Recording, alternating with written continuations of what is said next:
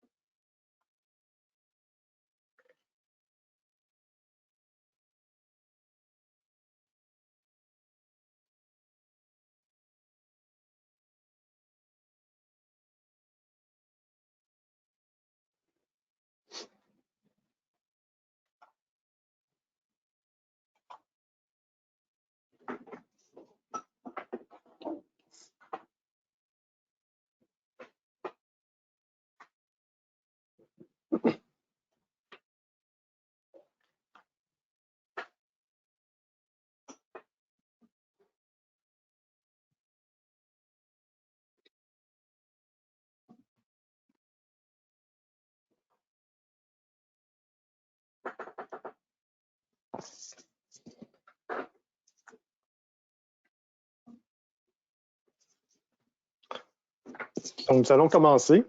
Donc, bienvenue à nouveau à la présentation d'un webinaire sur la déphosphatation et le polissage des matières en suspension continue grâce au filtre à disque Hydrotech. Je serai votre modérateur. Donc, encore une fois, mon nom est Denis Gariepi, représentant développement des affaires chez Veolia depuis 19 ans. Je partage le travail avec ma collègue Valérie Lefebvre à couvrir le marché municipal pour le Québec. Donc, j'imagine que plusieurs d'entre vous nous connaissez déjà. Le webinaire va avoir une durée d'une trentaine de minutes avec une quinzaine de minutes de questions par la suite. Donc, je vais vous expliquer un peu comment partager les questions en quelques secondes. Pour ceux qui ne m'entendent pas actuellement, bon, j'imagine que vous avez une image, donc j'espère que vous pouvez la lire. Donc, il y a 2 options pour l'audio, donc vous devez en choisir une. Et ce qui est très important, c'est de ne pas vous connecter si votre audio est réglé sur micro et sur haut-parleur. Aussi, pour votre information, votre micro est automatiquement mis en mode silencieux, donc si vous parlez, on ne vous entendra pas, donc il n'y a aucun problème. Et c'est pour ça que si vous avez des questions, je vous invite à remplir la case qui est du côté droite, que vous allez voir sur la prochaine diapositive. Donc, vous avez tout simplement à écrire la question et toutes les questions, je vais les compiler vers la fin, ou plutôt à la fin. Je vais, moi et Laurent, répondre au maximum de questions possibles que vous allez demander. Ce webinaire est le premier de 5 qu'on fait ce mois-ci au Québec. Il va y en avoir d'autres au mois de juin. Donc, je vous invite à visiter le site en bas, le veoliawatertechnology.ca, si vous voulez participer à d'autres séminaires et voir les prochains qui vont se rajouter. Il y a également des séminaires dans la langue de Shakespeare, donc en anglais. Donc, je vous invite à y participer également. C'est ouvert à tout le Canada. Donc, il n'y a pas de problème. D'ailleurs, ceux qui participent au séminaire aujourd'hui, je vous invite fortement à participer à celui du 21 mai, qui est très complémentaire, où on va parler du Lagoon Guard, qui est une technologie innovante pour permettre d'augmenter la capacité de traitement des étangs aérés et voire même, dans certains cas, permettre la nitrification. Il y a également d'autres séminaires qui sont disponibles, d'autres webinaires, je m'excuse, qui sont disponibles sur demande. Donc, ce n'est pas une date précise. Vous avez tout simplement à aller sur le veoliawatertech.com. Vous choisissez celui qui vous intéresse et vous avez accès immédiatement. Tous ces séminaires sont présentement en anglais, donc il va sûrement en avoir en français dans le futur, et ils sont autant adaptés pour le marché municipal que divers marchés industriels. Donc, je vous invite à les visiter. Ils sont tous gratuits également. Donc, si ça vous intéresse, veoliawatertech.com et la liste est là. Pour votre information également, à la fin du séminaire, dans les 24 à 48 heures, vous allez tous recevoir un certificat de participation qui vous permettra d'avoir des crédits de formation dans vos diverses associations professionnelles. Dernier petit point, ça, je vous invite fortement à participer. Il y aura un sondage à la fin. C'est certain que le sondage pour les présentateurs, c'est toujours intéressant pour nous améliorer. Donc, je vous invite à le faire très librement. Et pour vous inciter, il y a une belle petite carte cadeau qui sera tirée parmi tous les participants. Donc, bonne chance à ceux qui prendront quelques minutes pour compléter le sondage.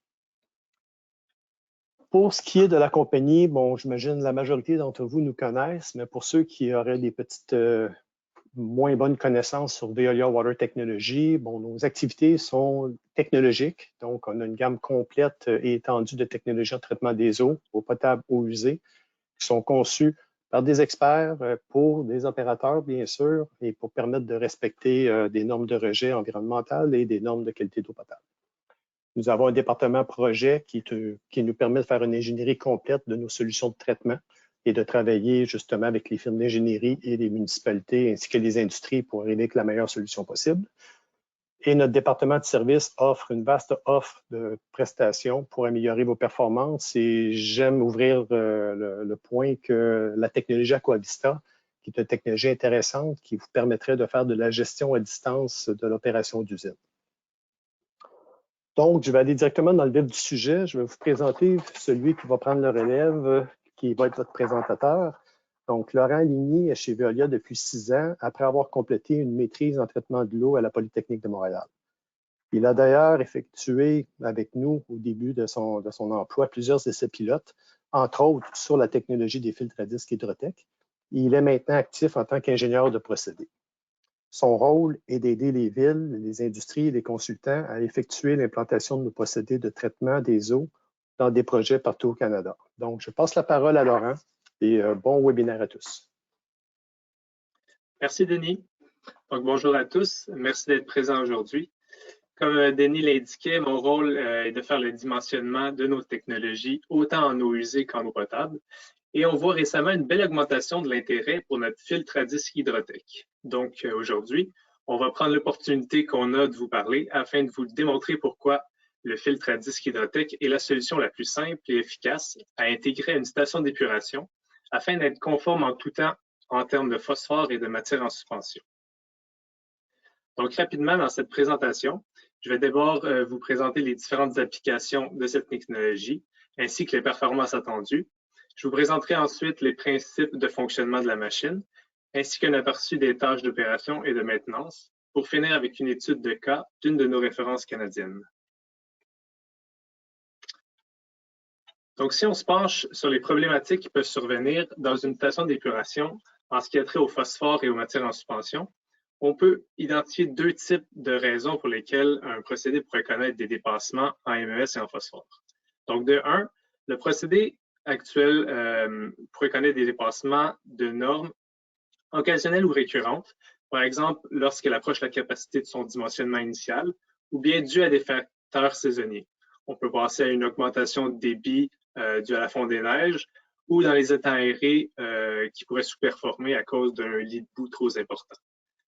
Et de 2, pour des raisons diverses, le procédé actuel pourrait ne pas être adapté aux limites de rejet en vigueur, par exemple à cause d'un resserrement des normes de rejet, comme dans le cas du phosphore face à la position ministérielle sur la réduction du phosphore dans les rejets d'eau usée d'origine domestique au Québec, qui faisait diminuer donc les normes de rejet en phosphore en fonction du cours d'eau récepteur. Il existe des solutions de clarification simples qu'on peut mettre en tertiaire ou en fin de procédé pour aider les systèmes à répondre à ces problématiques liées au MS et au phosphore. Et bien souvent, ces 2 paramètres sont intimement liés. Si on s'attarde d'abord au phosphore, celui-ci se retrouve sous 2 formes, le phosphore particulaire et le phosphore soluble. La clarification va pouvoir, dans une certaine mesure, retenir le phosphore particulaire, qui, lui, fait partie des matières en suspension. Le phosphore soluble, lui, va passer au travers. C'est pourquoi on va utiliser un procédé chimique, qui est la coagulation, où un sel de métal va venir précipiter le phosphore soluble afin de le rendre disponible et à être enlevé par la clarification. Le plus souvent, c'est ce qui se passe dans le procédé biologique lui-même, ce qui est appelé la coprécipitation. On peut penser aux boues activées ou aux étangs aérés. Et une des raisons pour lesquelles des normes de rejet basses sont plus difficiles à atteindre, c'est que la relation entre le dosage de coagulant et la concentration de phosphore n'est pas directement proportionnelle. Donc, les derniers dixièmes de milligrammes par litre à enlever vont requérir des doses beaucoup plus élevées en coagulant. C'est ce qu'on peut voir dans le graphique à droite ici, où en abscisse se trouve la concentration en phosphore soluble à atteindre sur une échelle logarithmique. Et en ordonnée, on a le ratio molaire entre le dosage de métal et la concentration en phosphore. Donc, plus on veut atteindre une concentration basse en phosphore soluble, plus la dose de coagulant doit être importante. Une autre raison pourquoi il est difficile d'atteindre des valeurs faibles en phosphore seulement avec un surdosage, par exemple, dans le procédé biologique, c'est qu'à son point d'injection, le coagulant ne va pas réagir qu'avec le phosphore. Il va y avoir une compétition, par exemple, avec les colloïdes ou autres matières en suspension. C'est pourquoi un dosage de coagulant en tertiaire est non seulement nécessaire dans certains cas pour atteindre des faibles valeurs, mais il permettra aussi au final d'économiser des coûts en produits chimiques parce que ce dosage pourra être optimisé dans une eau avec de moins grandes concentrations en MES. De plus, si on s'attarde au phosphore particulière, les variations saisonnières ou occasionnelles des matières en suspension peuvent évidemment avoir un bon impact sur les concentrations en phosphore à l'effluent. En effet, la fraction particulière du phosphore est attachée aux matières en suspension et en représente une partie non négligeable. Donc, un procédé qui a des difficultés occasionnelles, par exemple en période de fort débit et qu'une plus forte concentration de MES est emportée à l'effluent, bien, la concentration en phosphore à l'effluent va augmenter également à cause de ces MES.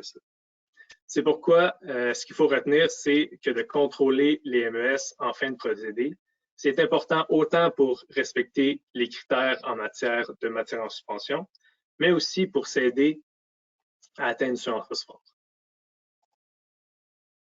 Donc, maintenant qu'on a identifié les avantages de s'attaquer au MES et au phosphore en fin de traitement, nous allons vous présenter un moyen simple, efficace et au final peu coûteux d'ajouter cette étape-là à un procédé existant. Donc, des technologies pour enlever les matières en suspension, il y en existe plusieurs, des décanteurs, des flottateurs. Mais celle qu'on vous présente aujourd'hui, le filtre à disque, est utilisé partout dans le monde et est de plus en plus utilisé au Canada, sans encore être très bien connu au Québec. Le filtre à disque Hydrotech de Veolia, qu'on appelle Disfilter aussi, a été introduit en 1995, ce qui fait que nous sommes certainement les plus établis sur le marché, avec plus de 10 000 unités en opération à travers le monde, dont plus de 400 en Amérique du Nord. Qu'est-ce qu'un filtre à disque, donc?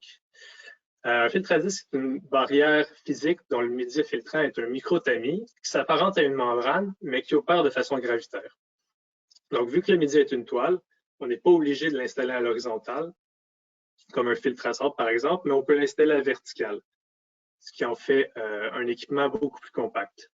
À titre comparatif, on peut faire une économie d'empreinte au sol de plus de 75% par rapport à un filtre à sable. Le microtamis peut avoir des mailles de 10 microns à 1 mm, mais typiquement en filtration tertiaire, on parle de mailles entre 10 et 40 microns.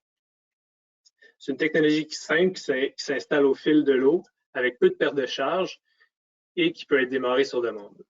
C'est aussi une technologie qui peut effectuer la filtration d'une large gamme d'effluents, allant de 10 à plus de 100 mg par litre en MES, et qui est particulièrement adaptée au polissage en traitement tertiaire.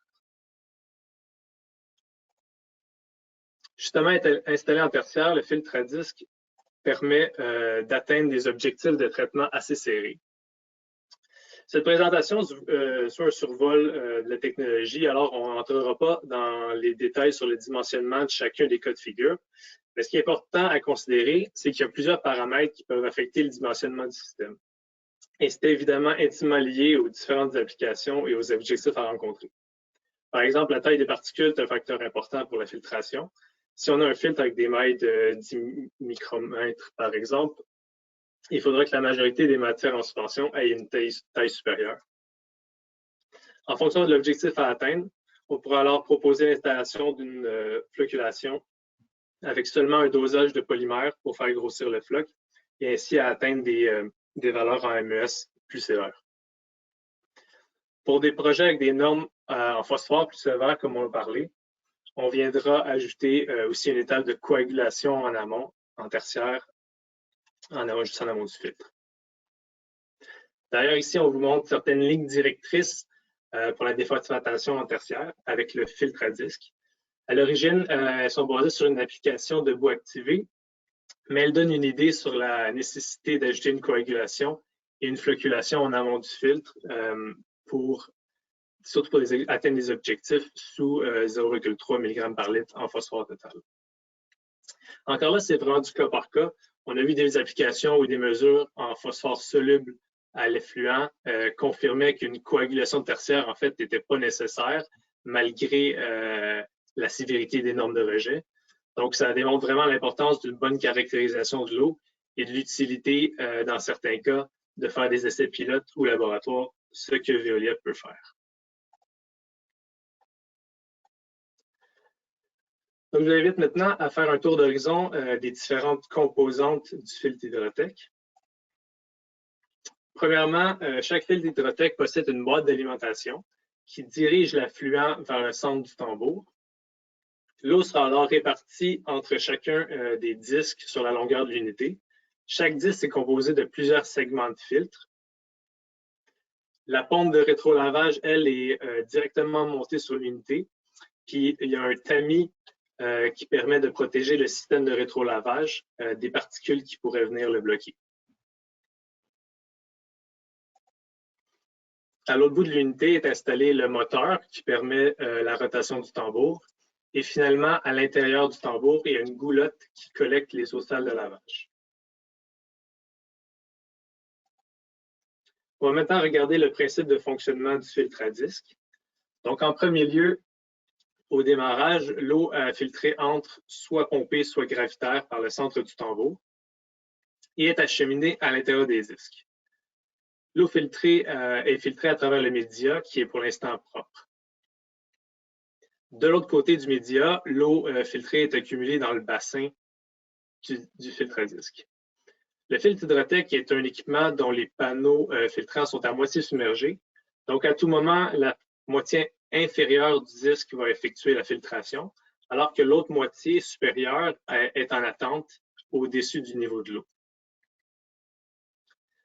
Donc, à mesure que les matières en suspension sont retenues sur le filtre, le média se colmate progressivement, ce qui fait augmenter la perte de charge et donc le niveau d'affluent se met à monter à l'intérieur du tambour jusqu'à l'atteinte d'une flotte qui fait démarrer le rétrolavage.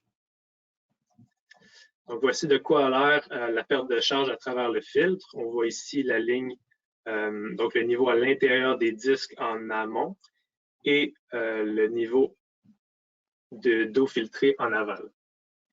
On limite techniquement cette perte de charge à environ 250 mm et c'est vraiment la seule perte de charge qui est induite par l'équipement au complet. Donc, lorsque la séquence de lavage est initiée, le tambour se met à tourner. Donc, les panneaux qui sont encrassés sortent graduellement de l'eau et sont remplacés par des panneaux propres, ce qui redonne la capacité de filtration au système et le niveau dans le tambour y diminue. Pendant ce temps-là, au démarrage de la séquence, la pompe de backwash démarre elle aussi et elle alimente les buses de rétrolavage avec de l'eau filtrée qui est pompée directement du bassin. Donc, le rôle des buses est donc de rétrolaver à contre-courant les panneaux qui sont encrassés et qui sortent de l'eau, de l'extérieur vers l'intérieur. Et l'eau sale de lavage, elle, est collectée par la goulotte à l'intérieur du tambour qu'on a vu tantôt et sortent ici de façon gravitaire. Une fois que la séquence est terminée et que la perte de charge initiale est rétablie, la pompe et la rotation du tambour vont s'arrêter et ça va repartir lorsque la perte de charge va revenir au niveau maximal de démarrage de la séquence de rétrolavage. Donc, vous avez compris que pendant tout ce temps de lavage-là, la filtration, elle n'a pas arrêté. Donc, on a continué à alimenter le filtre et globalement, on n'a pas perdu de capacité. On va regarder ensemble certaines caractéristiques de l'équipement en ce qui a trait à son opération et à la maintenance maintenant. Donc, en premier lieu, on va regarder les panneaux filtrants qui font le travail de filtration. Le média de toile est fait de polyéther tissé qui possède une bonne résistance mécanique aux produits chimiques et qui peut se nettoyer facilement. De plus, le support à média est une construction solide en acier inoxydable, ce qui fait que la durée de vie des disques dépasse facilement les 10 ans et peut aller jusqu'à même 20 ans dans la majorité des cas, ce qui vraiment en fait la plus grande longévité sur le marché. Le système de rétrolavage, lui, donc la pompe est montée directement sur l'unité, comme je l'ai mentionné tantôt, et elle utilise l'eau filtrée du bassin directement, donc on n'a pas besoin d'apport en eau de service d'aucune sorte. Le nettoyage se fait à haute pression à travers les buses qui, elles, sont placées, comme on peut voir ici sur la photo, entre chaque disque, donc en bleu ici. Le procédé a une faible consommation d'eau en plus, donc typiquement, on parle de 1 à 3 % du débit d'affluent. Donc, vu que les disques sont partiellement submergés et que le système de rétrolavage se trouve dans la portion au-dessus de l'eau, l'opérateur, lui, a accès facilement aux disques, aux buses et ainsi qu'à la pompe de rétrolavage sans avoir besoin de vider le bassin. Donc, tout le travail peut se faire à sec, à partir de l'extérieur de la cuve. Ça réduit significativement le temps d'arrêt pour la maintenance de notre équipement, comparativement à des filtres à disque entièrement submergés, par exemple. Aussi, vu que la filtration est de l'intérieur vers l'extérieur des disques, l'opérateur, lui, est en contact avec de l'eau filtrée en tout temps, ce qui est plus propre et plus convivial pour lui, évidemment.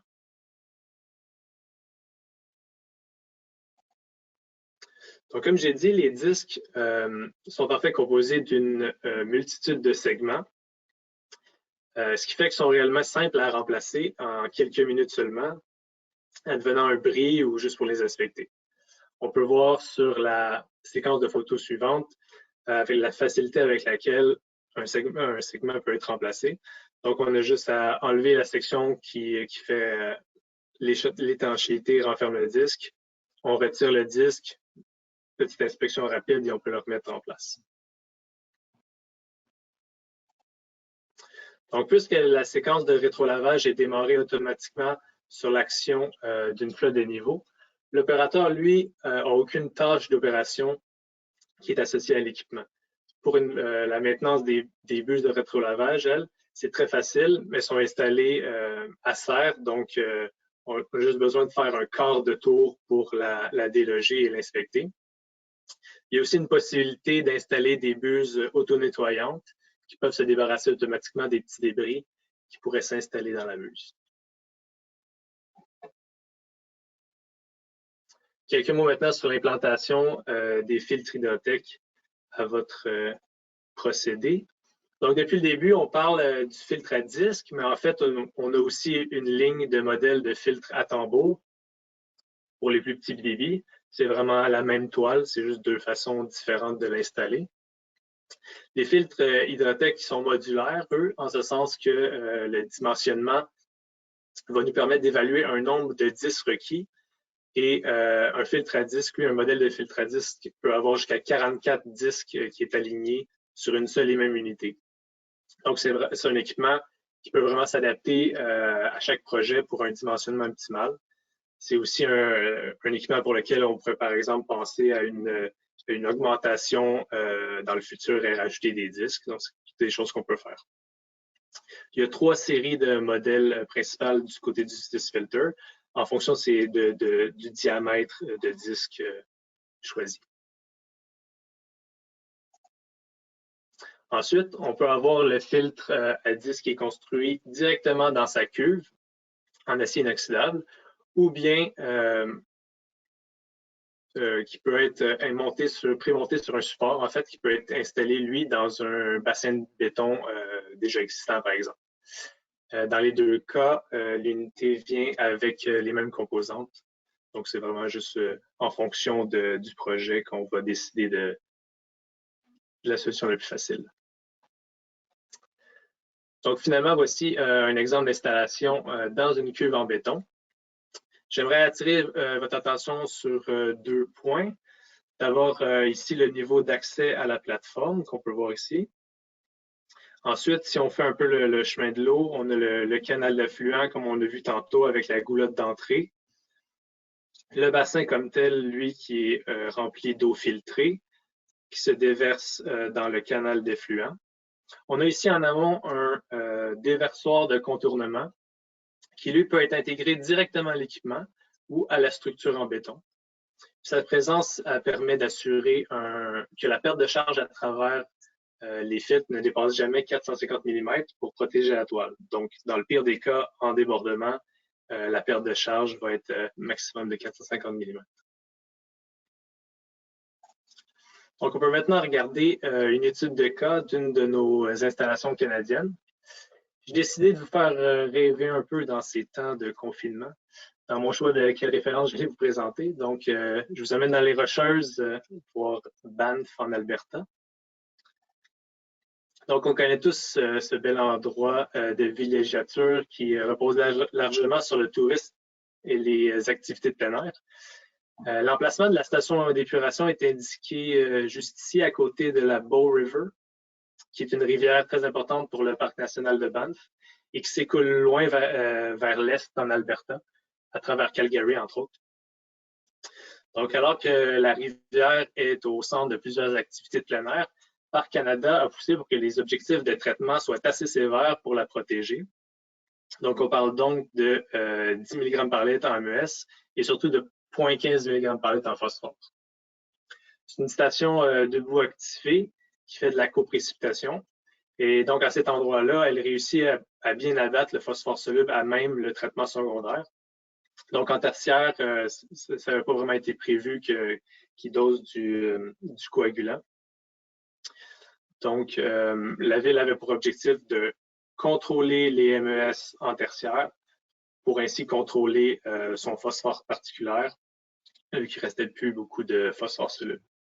Donc, la manière que le devis pour la filtration tertiaire était écrit, il fallait respecter un critère très sévère de 3 mg par litre.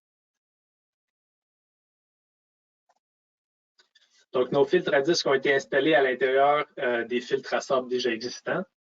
On peut voir que les deux filtres prennent moins du quart de l'empreinte que prenaient les filtres à sable, ce qui donne de la place pour d'éventuelles augmentations de capacité, entre autres. Donc, on a des débits assez conséquents de 12 000 m3 jour et même de 25 000 en pointe. Nos deux unités Hydrotech à 10 disques chacun offrent une surface de filtration de 112 m² et ne requiert que 2 petits moteurs par unité qui sont actionnés que lorsqu'il y a un rétro-lavage. Donc, c'est vraiment une solution qui était au fil de l'eau, qui permettait de réduire l'empreinte au sol. Et on va voir maintenant les résultats de la mise en route de notre installation. Comme vous pouvez voir, on respecte les exigences de rejet de 3 mg par litre avec des eaux filtrées qui sortaient en moyenne à 2 mg par litre, alors que l'effluent a atteint des concentrations jusqu'à 35 mg par litre, ce qui était vraiment supérieur aux valeurs anticipées dans le devis. Donc, ça fait en sorte que le client était très content et c'est une belle référence pour nous au Canada. Donc, en conclusion, le filtre à disque, c'est quoi? Ce qu'on peut retenir de cette présentation-là? Le filtre à disque, c'est un équipement qui est simple, fiable et robuste. On parle de 2 moteurs et un instrument seulement, sans besoin d'opération et à maintenance très limitée. C'est un équipement qui est conçu en prenant en considération la convivialité pour les opérateurs, puisque toutes les pièces sont à portée de main.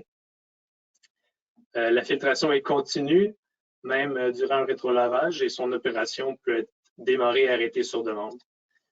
Le rétrolavage, lui, utilise très peu d'eau.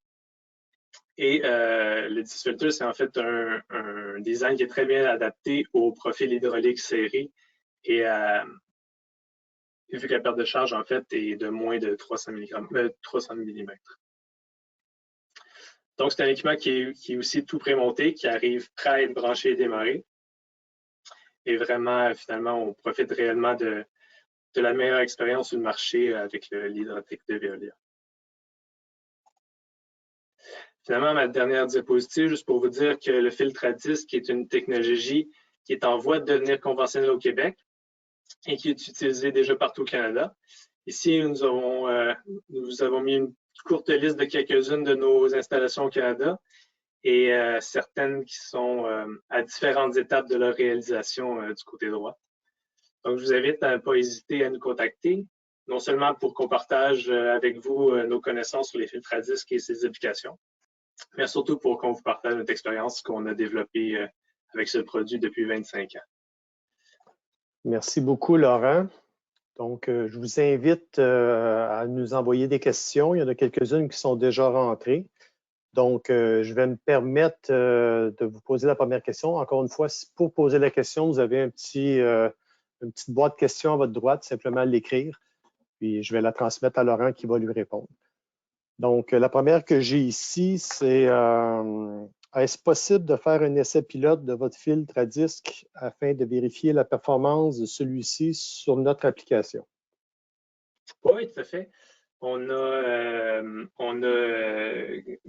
trois, je crois, au moins trois unités pilotes qu'on peut déplacer sur place. On a avec notre service d'équipe de pilotage. Donc, on peut aller sur place et on peut aussi faire des essais laboratoires. On a des moyens pour reproduire ces essais-là, en fond, en laboratoire avec la même toile qu'on utilise sur les 10 filters normalement. Et donc, on peut reproduire les performances qu'un filtre à disque pourrait atteindre sur un effet. C'est vraiment la meilleure façon, en fait, de confirmer qu'on a bel et bien les enlèvements voulus. Merci. Une autre question que j'ai ici, c'est est-ce que cet équipement peut-il fonctionner avec une eau très froide comme on retrouve à la sortie d'étang aéré au Québec? Est-ce qu'il y a des risques de glace, etc.? Généralement, les sorties d'étang aéré sont assez basses, donc ne sont pas sur le dessus. Donc, pour la glace, ça ne devrait pas être, c'est pas un problème. C'est sûr que l'eau froide doit être considérée. Nous, dans nos dimensionnements, on en prend en considération, on en prend en compte, notamment que ne serait-ce que parce que la viscosité de l'eau et sa densité change avec la température. Donc, c'est important que les fournisseurs en filtre à disque considèrent cette application-là en eau froide, mais il est très possible de l'utiliser en eau froide, tout à fait. Une autre question que j'ai ici, c'est où se retrouvent les eaux de lavage en sortant du filtre à disque?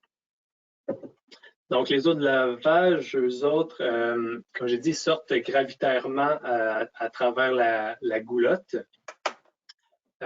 Puis ensuite, elles peuvent être dirigées ou pompées à l'endroit qu'on veut.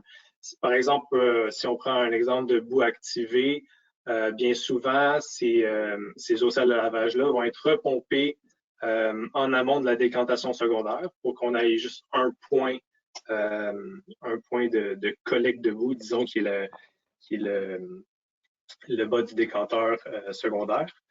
Dans le cas, mettons, d'un étang aéré, on va pouvoir renvoyer ces boues-là en tête d'étang, puis elles vont sédimenter dans les étangs aérés et pourront être enlevées lorsque la vidange des étangs sera faite. D'accord. Ensuite de ça, j'ai une autre question ici qui demande, bon, on a demandé un petit peu de répéter, je pense que le signal a coupé un petit peu au niveau de l'eau froide. Peut-être juste faire un petit résumé rapide parce qu'il y a des gens qui sembleraient ne pas avoir eu la réponse. Ah, OK. Désolé. En fait, l'eau froide, oui, je disais que c'était un paramètre à considérer. On n'a pas vu, on a fait des essais en eau froide, on a eu les mêmes types de performances comme telles que ce soit en eau froide ou en eau chaude. Là où il faut la considérer, il faut que tous les fournisseurs de filtres à disque la considèrent, c'est dans le dimensionnement comme tel. C'est que l'eau froide va amener une densité, donc va avoir une densité et une viscosité qui va être différente, évidemment, donc ça va être, c'est en guillemets, plus difficile à la faire filtrer. Donc, il faut que le dimensionnement du filtre à disque, lui, prenne en compte cette viscosité, dans le fond, accrue par l'eau froide.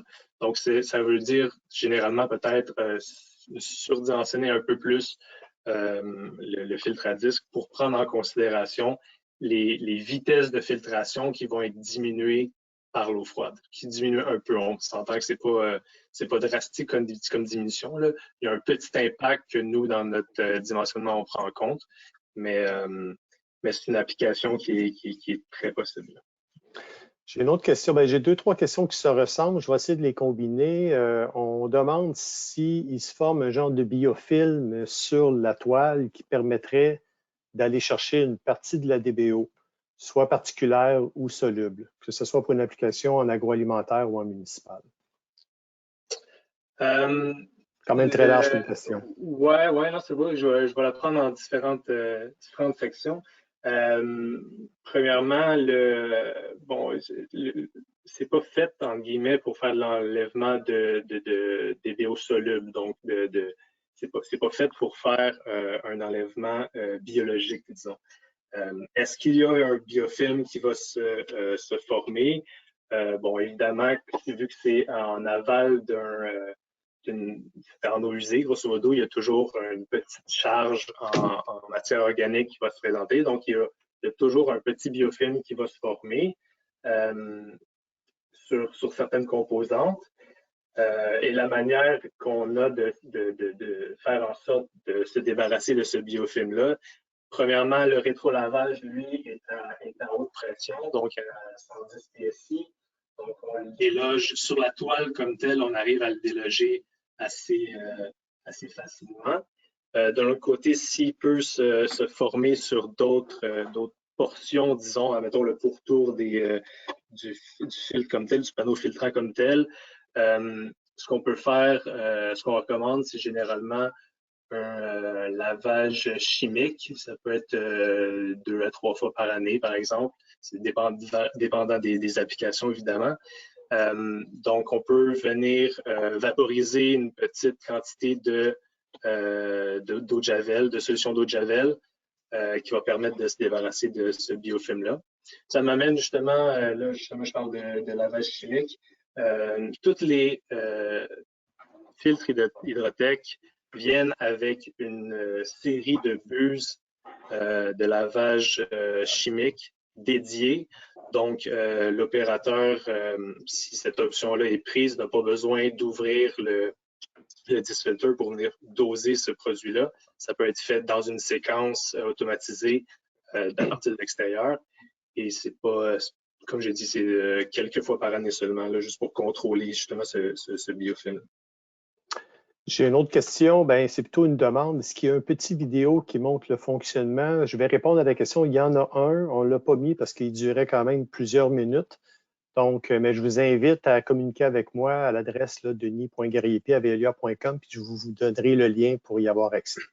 Tout à fait. Ça peut se trouver sûrement sur YouTube aussi. Sur YouTube, vous avez un accès, oui, sur YouTube également, mais je pourrais vous aider à ne pas faire la recherche. Une autre question, j'ai eu 3-4 fois la même question. Est-ce une technologie reconnue et validée par le MELCC? Je vais répondre en partie. Elle est en processus de. Donc, je ne sais pas si Laurent, tu veux rajouter quelque chose. C'est sûr qu'on ne peut pas répondre pour les gens du ministère, mais on sait qu'elle est en cours de validation. Est-ce que tu peux rajouter quelque chose là-dessus, Laurent? Non, je veux dire, c'est tout à fait, t'es au courant, c'est ça, des discussions-là. Tout ce que j'ai à rajouter, c'est que c'est une technologie qui, elle, est reconnue mondialement, comme j'ai dit, dans plusieurs provinces au Canada aussi. Donc, je n'en doute pas que ça soit tardé pour le Québec. Une autre question on me pose, est-ce que ce processus doit être combiné à une coagulation en tout temps et où celle-ci doit-elle être faite? Un peu, comme je l'ai mentionné tantôt, c'est que en fait, la coagulation va surtout être utile pour des valeurs en phosphore soluble, les objectifs de rejet à atteindre en phosphore soluble qui vont être très bas, ou pour certaines applications spécifiques pour aider à venir capturer les particules qui sont vraiment très petites. Donc, qui sont plus petites que les 10 microns par exemple, de notre plus petite toile, notre toile la plus serrée. Donc, à ce moment-là, une coagulation pourrait être intéressante en tertiaire. Si, dans d'autres cas, la norme en phosphore n'est pas nécessairement très sévère à atteindre, mais c'est plus une norme en MES qui est pour contrôler, dans le fond, les upsets en MES. On peut soit ne pas mettre de chimique du tout, ou bien souvent peut-être un petit peu de polymère pourrait venir aider à descendre très bas en MES, en fait. Juste avec un peu de polymère, dans certaines applications, on peut descendre à 5-10 mg par litre. Donc, c'est vraiment propre aux applications. Mais certaines fois, en effet, c'est même pas obligé de mettre de produits chimiques. Je sais que tu en as un petit peu parlé, Laurent, tantôt, mais j'ai une question plus spécifique sur les algues. Au niveau de l'encrassement par les algues, est-ce que ça peut se produire? Et si oui, est-ce que l'utilisation de biocides doit être utilisée? Pour le biocide, je ne connais pas, je ne sais pas exactement, je peux pouvoir revenir à ça, mais on a fait des essais, notamment avec en aval d'étangs où il y avait certaines algues unicellulaires qu'on arrivait à retenir avec le filtre à 10 microns et qui s'enlevait facilement avec le backwash à haute pression. Donc, c'était à ce moment-là, on n'a pas vu de problématique qui était liée aux algues particulièrement. Voilà. Peut-être une dernière, à moins qu'il y ait d'autres questions. Je vous invite à envoyer vos dernières questions, puisqu'on va essayer de terminer à 14h45 tel que prévu. J'ai une question ici. Est-ce possible d'utiliser ce fil pour des applications industrielles en polissage? Oui, tout à fait. On utilise le filtre à disque, il n'est pas qu'utilisé en municipal. On l'utilise aussi en industriel aussi. On l'a entre autres installé dans pour des minières, des réhabilitations de sol. Il y a une vaste